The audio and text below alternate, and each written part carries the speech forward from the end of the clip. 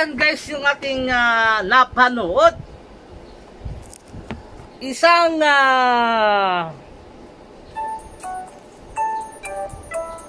chinsu girl. Yun, pinutol niya. Pinutol niya yung basketball ring ng mga bata doon sa tabi ng kalsada. Ang tanong, tama ba ang ginawa ni chinsu girl doon sa pagputol ng basketball ring ng mga bata doon sa tabi ng kalsada? And before that, for Gcash 1,500, one word Tagalog about kay chinsu girl. Okay? Habang kayo po'y sumasagot dyan sa baba, i-open natin yung mga comment dito sa comment section para magkaroon kayo ng idea. So, bigyan ko kayo ng info about dito, ano? Doon sa Isabela ito nangyari sa Dimasuray, Barangay Dimasuray, Kawayan, Isabela. Mag-customer muna ako dyan. Sagot-sagot na. Wait lang. Paman na. Paman. Okay. Ang sabi dito sa impormasyon na ibinahagi sa Pumbo Radio, sabi dito ay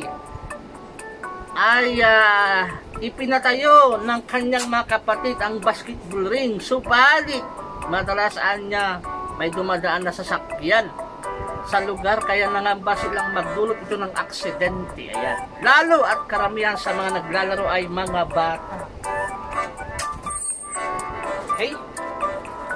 Pakiusapan niya sa isa niyang kapatid na tanggalin ang naturang ring. Mamaya. Soya. Pero hindi daw tumatalima yung isa niyang kapatid. Kaya yun, yung babae niyang kapatid ang nag-chinso. Ano? Tawang-tawa. Ano? Yung uploader. Kaya naibasahin natin yung mga comment dito. Ang sabi sa comment ay, good job, Manang. Yun, good job daw. Pero may nag-bash.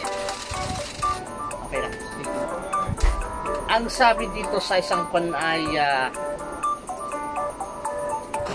may customer ulit. Chat man. Grabe ka naman ate, libangan ng mga bata, ipinagkait mo pa. Ayan. Madamot! Madamot!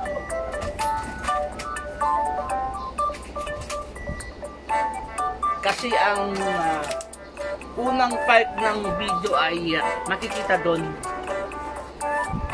na malakas yata yung sausa. Makikita doon sa unang part ng video na tinanggal yung ring, yung basketball ring doon dahil may tanim sa may tanim sa paligid. May mga gulayan si ate doon sa tapat ng bahay niya, tapos kalsada doon sa palayan. May mga tanim siyang parang naasar yata kasi yung bola pupunta daw sa gulayan, di ba? Kaya naman sa inis siguro niya tinanggal na yung basketball ring, not because na dahil daw may madisgrasya. Sabi doon, nasa ko yung mga marites. So dito sa comment ni Franklin na sabi ni Franklin dito, grabe ka naman ate, libangan ng mga bata, pinagkait mo pa, madamot. May reply dito. Ito yung minamaisit ng taong walang malasakit sa kapwa. Ando na tayo, libangan ng mga bata, pero hindi mo ba naisip na disgrasya ang may dudulot? Ang lawak ng bakuran pwedeng pagtayuan ng ring. Pero kasi kayo sa probinsya, kapag sa bakuran, pag nagbabasketball ka ay mas maganda pag semento, di ba? Mas maganda. Grabe init ng panahon ngayon, walang pasok, mga bata at di magkasakit, pero nasa kalsada naglalaro. Pag naglalaro ang anak mo doon, nasa gasahan, wag ka mangangatok sa puso ng ibang tao. Ayan, hindi sa pagdadamot kapag yung bata nabunggo ng sasakyan. Sino sisihin? Yung may-ari ng sasakyan. Kiso din nag-iingat sa kalsada para sa mga sasakyan at taong dumadaan, hindi para sa batang naglalaro. Ayan. sabi dito So, ano pa? Nagbasa tayo ng mga comment. Grabe naman kayo, ganyan. Lagyan ng sign kaliwat kanan na slow down, game in progress. Mga kamote lang sa kabundok na lugar ang wala masyadong sasakyan. Manila nga, madaming sasakyan sa gitna ng basketball court. Oo nga, sa Manila tinatayuan lang ko na ng basketball court Naalala ko sa Manila guys, may basketballan doon sa kalsada. Tama nga naman to si Franklin Tama yung sabi niya dito Ayun sa lagyan daw ng sign na slow down, di ba? Makamuti lang sa kabundok na may lugar wala masyadong sasakyan. Sa Manila nga, sa gitna, tinatayo yung basketball court. Ayan. Ano pa, kahit ikaw ay paglalaro sa gilid ng kalsada, pagbabawalan mo, ayan. Tama lang yan, puging lamig, kalsada, delikado mga bata. Hindi naman yan sa pagdadamot, iniisip natin yung kaligtasan ng mga bata. Next tayo guys sa isang comment dito. DNR, si ate pinutol ang kahoy, iwan ko lang kung meron siyang cutting permit. Diyos ko Lord. Dito i-pan-art natin ibang comment, i-open natin. Salute kay ma'am, sa Pinas ka lang makakita ng kalye kalsada ginagawang court ng basketball. Sa ibang bansa wala kang makikitang ganyan. Gawin mo yan sa mga pulis makipag-deal sa'yo. Ayan,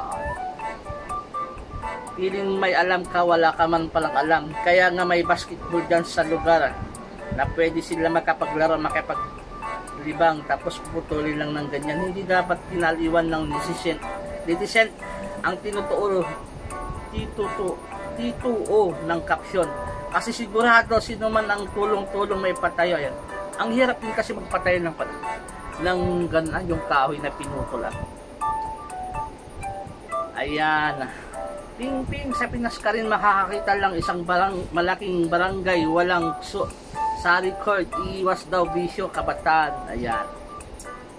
Ano pa, kasi yan ng bata, yan mga lul.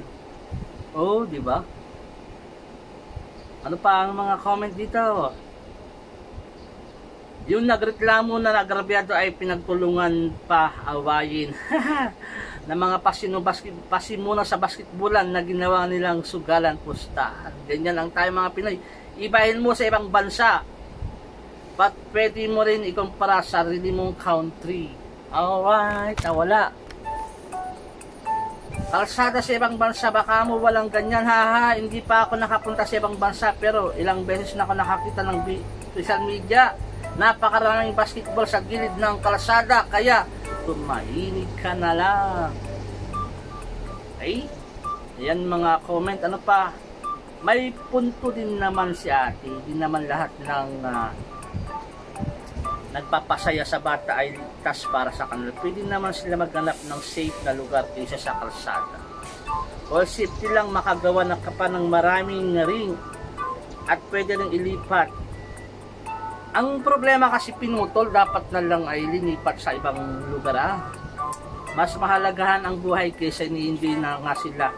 Diyan, paano dyan sila mamatay dahil nabangga?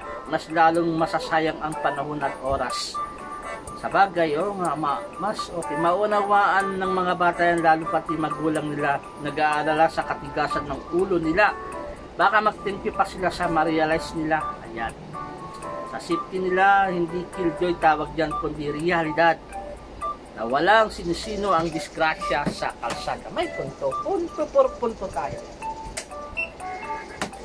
Wait lang, may customer ako guys. Sapman.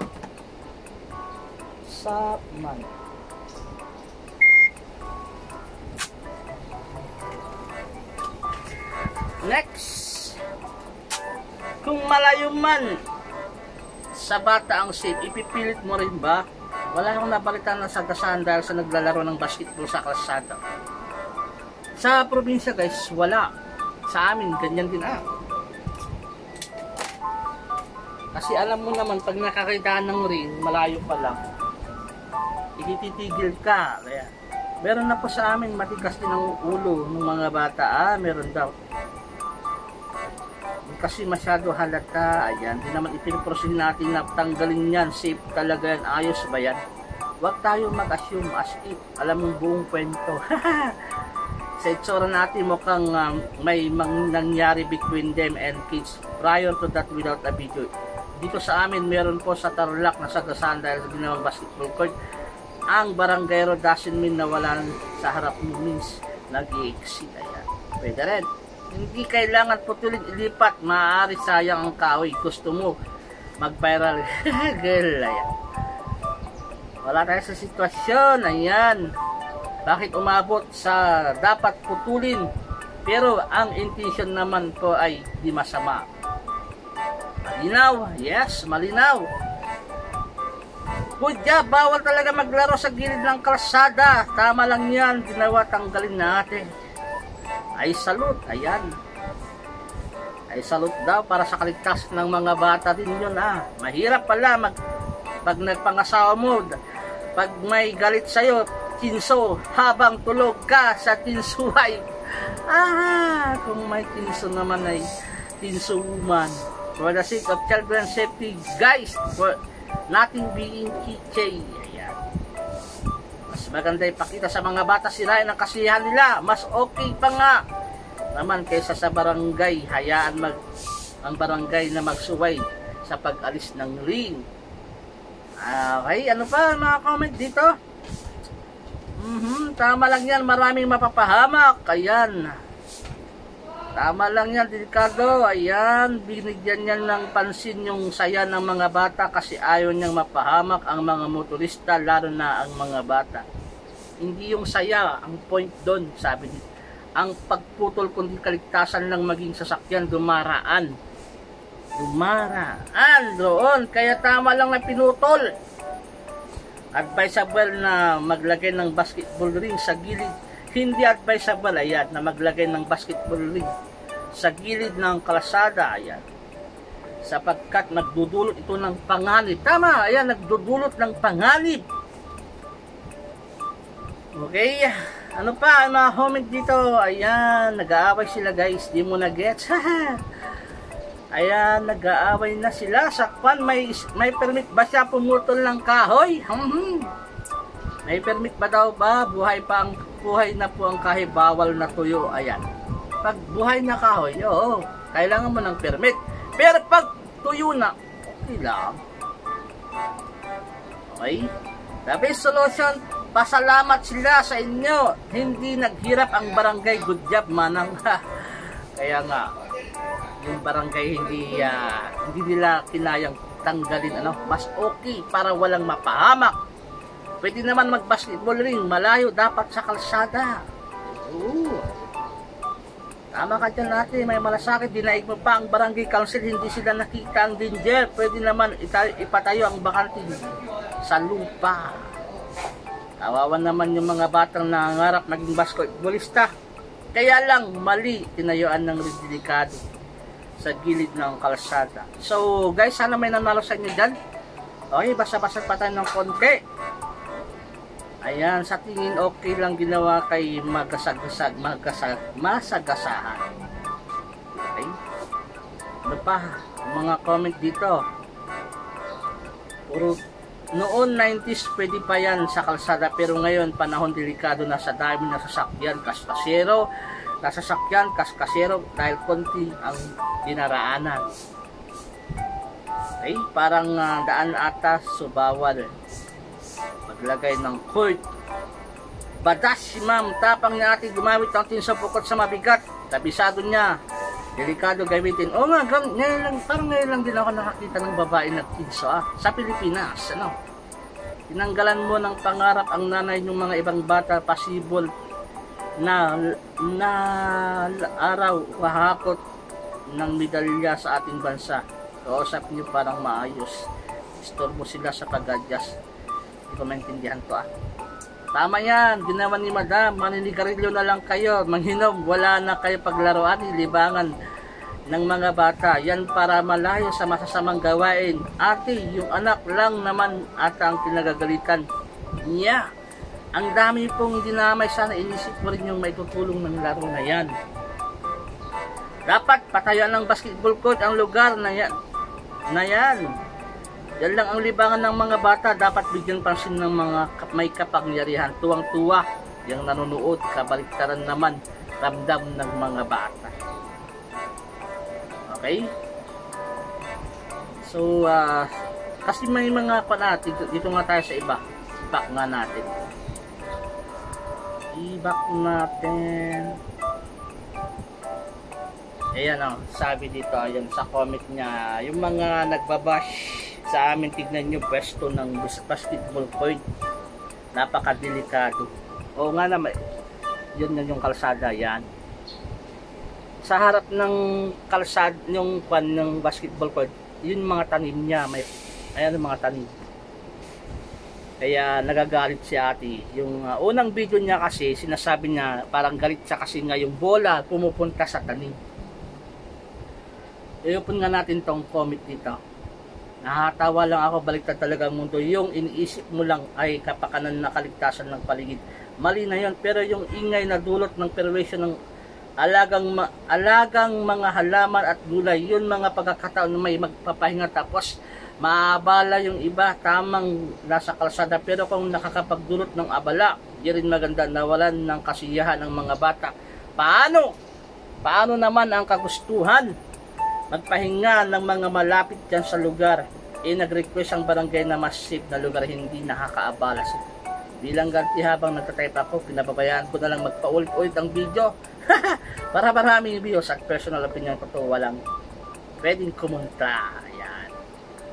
Ang linaw ng sinabi mo nung una, kaya pinutol dahil sa pananim nyo na gulay, mga makasarili kayo, sabi ni Joseph. Yan. Oo, yung kasi unang video na mga ilang seconds yun yung sabi niya.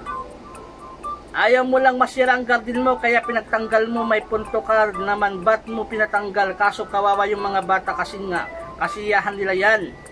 Alam ko, ranas ko rin yan nung bata ako, sabi niya, GM Dino. I reply dito, kaya nga, dapat pinalipat na lang dyan sa garden niya, napunta minsan ang bola. Tama naman na tanggalin yung basketball rin dyan. Di naman dapat laruan ng kalsada. Maraming disgrasya na nangyayari sa ganyan. Tama. Yan. Bawal maglagay ng basketball ring. Dyan, takaw, disgrasya. Dumadaan ng sasakyan, motor dyan. Disgrasya, abutin ng mga gumugulong bula. Tiyempo dumaan ng motorcycle. Masagasan ng bola sure. Punggo, ayan. Hindi naman sa highway, sa probinsya yan dumadaan. Siguro kapag kabata, baka nag-aalala pa rin tumakbo sa kalsada kasama ang kaibigan mo nung bata ka pa. Alam namang problema na tanggalin yung kalayaan ng bata, kaso masakit isipin na yun. Kasiyahan nila ay mas mabuti pa yung maglaro sila ng maghapon. Naiiwas sila sa mga nakaw, computer, panay computer, kasi alam mo naman basta may ring sa probinsya, lalaro talaga yan ng mga bata. Pinutol yung ring dahil yung garden katapat niya sisira. So yun ha, dahil daw sa garden, may garden nga naman si ate ko.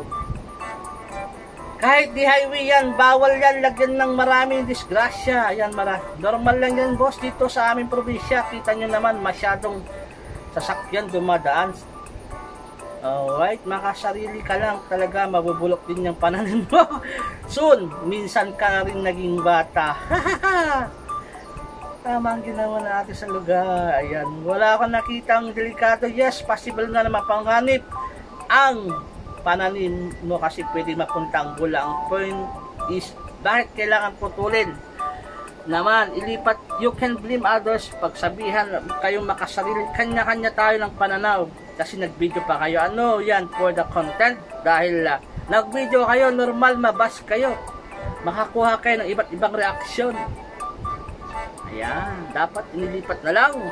Alam nyo naman na kasiyan ng mga bata, dapat inilipat na lang. Ayan, yun ang lagi nga nasa sa comment na dapat inilipat na lang. Hindi ako basher, gusto ko lang explain kahit nasa kalsada siguro yan. Hindi naman blind spot para maging delikado. Kung pupunta ka sa Manila, malalapad dyan, makikita yung pwesto sa court. Pero hindi inaalis kasi alam ng iba yon kaligayahan ng mga bata. Marunong sila makisama. Sabi ni Dark Miklat. Okay? Yan mga tan nila sa gulay nasisira dahil napunta ang bula doon. Hindi biro magpalaki ng tanim. Saka wala dapat rin dyan sa kalsada. Okay. Sorry ha. Pinagtanggal mo si Pure. Wala po siyang sinabing ganyan sa video. Hindi sabihin, dinawaran niya para magpapansin, magpasikat. Sabi ni guard. Ayan.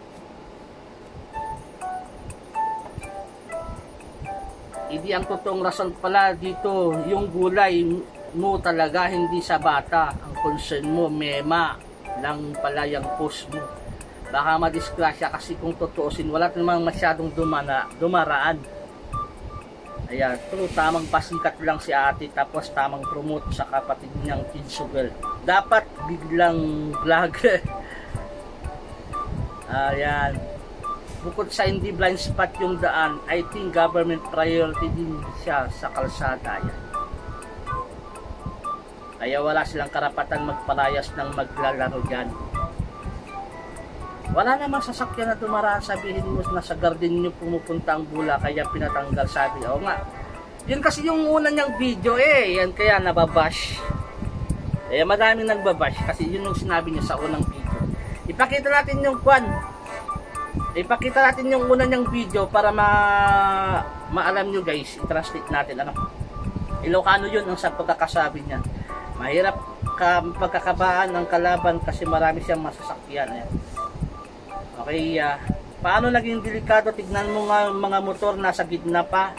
Hanggang matapos ang video mo wala namang dumaan. Ayan. Pasado ka na sa ads dyan. Okay, tignan natin yung sus, palusot ka pa, dinadahilan mo pa, mas madalas pa nga umulan kaysa may mga sasakyan na dumadaan. Ito kasi yung unang niyang video para makon natin bago yung bago yung nagkinsos siya ito. Janay! Rain! Jan! Allah! Allah! Sige! Agay high blood. Allah, nakang yan kinsuti ko basketballan mo pa di gulay na.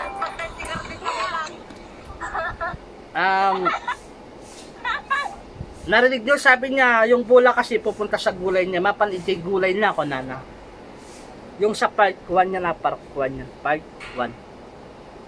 Kaya yun yung maraming nang babash, hindi daw ginawa yung video para daw content. Ito na yung part 2, ayan At may bastay!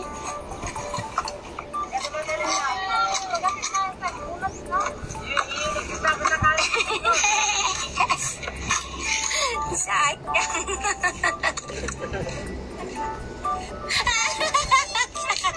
Ay, ano yung basketballan dan?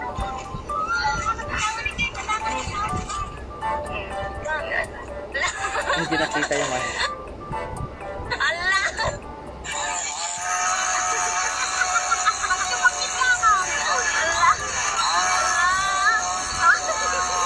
Nagsumakit.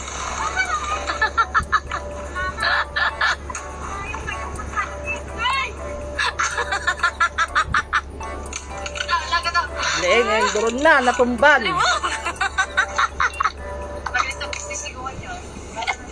Yun. Ipatadari yung manin! Diba? Ang galing na. Ipatakdari yung basahin natin yung comment dito kasi madaming comment dito. Let's go bago tayo mag-end. Last 3 minutes guys with letter. Sa bonus na lang tayo with letter. With letter. Isulat natin. With sa clue natin meron siyang letter T at saka I. Letter T at saka I, sakpan natin yung clue. May letter T at saka I. Okay, next. Kawawa naman ang mga bata, mas maganda mag-basketball na lang sila kaysa mag-cellphone. Ayan, mas maganda yung opinion mo, pero isipin mo naman hindi tamang lugar ang kinatatayuan ng lugar na rin. Ayan, mag-basketball sa kalsada, mag-isip ka nga, masasagahasahan ng mga yan, sabi naman nito sa reply. Ayan. Lamoya ho. Ano pa? May miya? Lamoya. Namoya. Ikaw.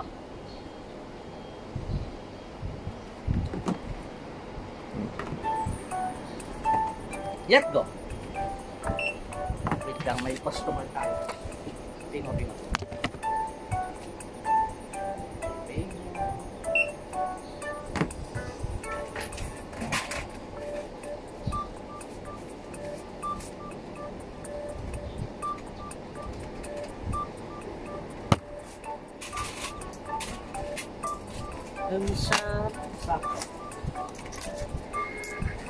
Ayan, nasagi yung aking cellphone ng customer. Okay?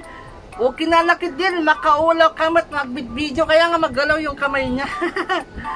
Dapat lang ginawa niya para dilagyan. Ayan, okay na. Wala sigurong anak na lalaki si ma'am. Kung meron, ayaw niyang sumikat ang anak sa basketball. Sabi di, ikaw naman ang ayan, tama lang yan ginawa niya, kalsada, iwas, disgrasya. So last 1 minute guys, last 1 minute, i-reveal na natin. Tama, napakadelikado yung kapitbahay namin, na trauma yung anak niya sa ganyan, pati parati tulala. Ayan, ano ba yan, ang haba-haba. Walang hilig sa sport ng mga yan. Tawa pa yung nagbibideo, hayaan nyo lang magbisyo, buti nga ganyan ang gusto. Agom tikas nga tao, kung nanalitin niya. Alam niyo ba yung kanyang sabi, agom tikas nga tao, ang Tagalog ng agom, yan o. Sabi dito ni JB, agom tikas nga tao. So basahin natin yung reply. Ang ibig sabihin po ng agom ay parang sakim yung ganyang tao. Ganun, yung agom, sakim. Sikan ati kapsat tim pero diti panunot na nga makuna nga tinaagam ti kasta cause of accident no bilang ubinti agay ayam mindset pangandaram. Diba? Ta Ilocano. Kasakno ko mga agom ta maibagam kat kasta adamat dagitang tattao ta sulpang maperdi siguro dagita mula na hanmat nga siguro nga maminsan na nga pinagaan dagita kay ayam na umang atan tay bakitan nga mga asikaso so nga kastan utak mo nasa sityo mo kaya. Bawal talaga ganyan sa kalsada. Sana ipinalipat na lang sa safe na lugar. Okay. Last 30 seconds guys, 30 seconds. In kaymat papansiya pasapa esin rabijay mula na ha. Pasapasin no rabijay mo pasapasin yung tabasin yung mga mula niya. Grabe. Ewan, may ka no rabi kadwan ka. Ayan, at sila ito yung gulayan. Yun lang, may ilaw sa gulayan. Nakakuha ako ng idea ko kasi sa dinadaanan ko meron half court. One time natamaan nila ako ng bola, buti na lang hindi ako nasemplang. Kaya lang puro tubo ang ginagamit nila, hindi ko rin sila machichinso. Nakatubo pala yung ginamit, hindi kasi doon yung ginamit na poste ay kahoy, kaya pwede chichinso. Diba? Kawawa naman ng mga bata. Gitaltalon bakanti jay, ipatakkel. Ipatakkel. Ayan, ipatakder ka no. Huwag sana gantihan ng mga maglalaro yan si Manang, baka sirahin ang pananim niya. Kunin mga alaga niya, nakawan na yan. Sa probinsya hindi uso yung ganyan yung gantihan kasi lalo pag mga bata. Okay, right, 10 seconds guys. Delikado yan. 10 9 Sana naman kapitan patayuan nyo ng basketball court para sa mga kabataan. Safe maglalaro hindi sa kalsada. Tama nga. Para na yung mga kapitan dyan na no babaero tila kayo na data sigurado puto din na databutunan. Delikado magpaiso pag yung babaero yung asawa niya puputulin na, di ba? Ang dami naman paglilibangan ng mga bata mga bata dyan, magdroga, magnaka, magsinghot ng rugby. Kaya okay lang yan na putulin. Parang pala sarcasm yung panya, yung comment dito, sarcasm. Ayan. Walang ganyan sa amin, o diba? Walang ganun sa probinsya, guys. Wala. Kagaya sa mga nasa city. Apayan kapsat, ginupong yung magtanday tapagay, ayaman tubeng. Ayan, ginupong. Ang lalim ng Ilocano, ginupong, pinutol. Okay? So, 10, 9, 8, 7, 6, 5, 4, 3, 2, 1. Stop! Okay? Stop! Stop! For the last time, ikon natin, i-play natin. Last time.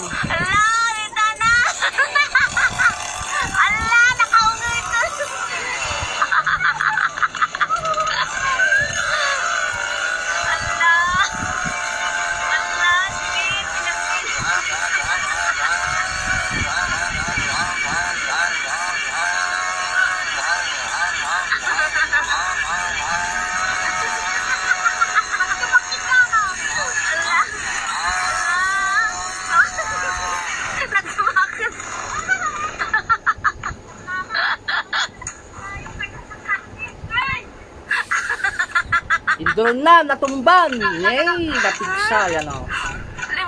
Libog. Diba? Ang galing niya magsinsaw. Ang galing niya magsinsaw, diba? Ang galing, babae. Trum, tumba. Okay? Okay, ang tamang sagot, guys. Ang tamang sagot, sana may nanalo dyan. For Gcash, 1,500 sa 5 minutes. Ngayon naman, bonus round. Unlimited. Bonus round 5 winners, okay? So far, ang nananalo pa lang ay Nanay Pasita, Rosalie, at saka si King. Ayan, tatlo pa lang ang nananalo, Nanay Pasita, Rosalie, at saka si King. Sana may nanalo dito. Ang tamang sagot ay with letter T-I. May T at saka I. May T at saka I. Ang tamang sagot ay stop na. Ang tamang sagot ay congrats sa nanalo ng